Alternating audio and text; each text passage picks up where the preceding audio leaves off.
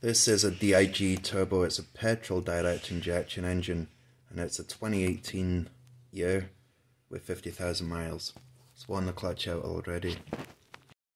Nissan X-Trail with a clutch replacement. It's only done 50,000 miles and it's slipping quite badly. But it's a front wheel drive car with quite heavy, small engine, small clutch.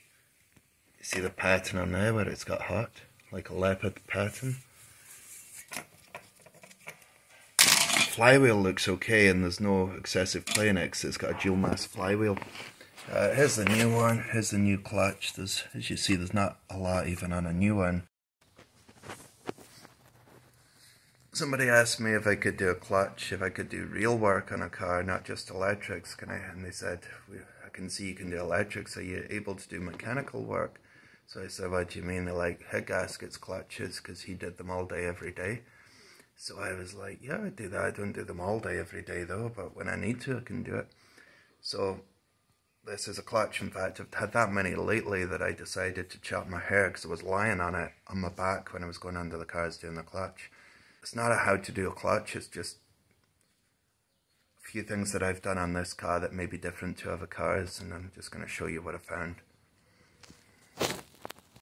I moved the intake manifold out the way to get to right down here where my finger is, behind that wire. The top starter motor bolt, but when the intake manifold's in the way it's a lot harder to get it at. This is the petrol or gasoline direct injection engine. So I moved that out the way and that helped me get to that. Apart from that, it's all pretty easy. I've left the subframe in place, although the bolts are loosened on this side, on the driver's side.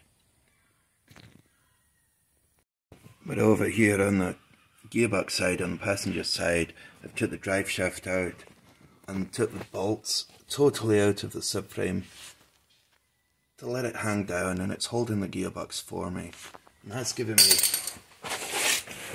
enough room to get in there and change the slave cylinder, replace the clutch, and to test the flywheel, and it's okay. As you see, I've left, well, you can't see it, but I have left the drive shaft in the back on its bracket with the bearing in the centre. I just left it all in, I didn't bother taking it all out.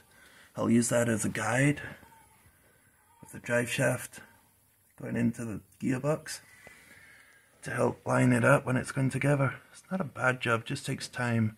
The main thing I found different was removing this to get to just one bolt.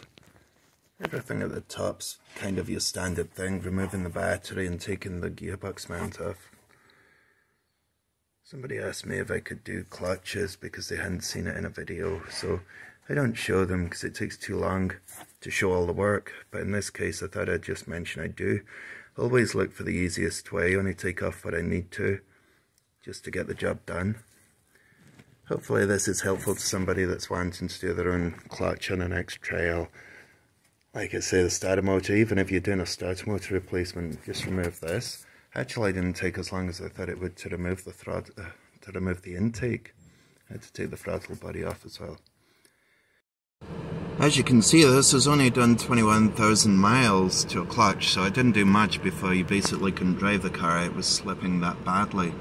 Hopefully it's going to last longer the next time. It is quite a heavy car for the size of the small clutch that they have in this car.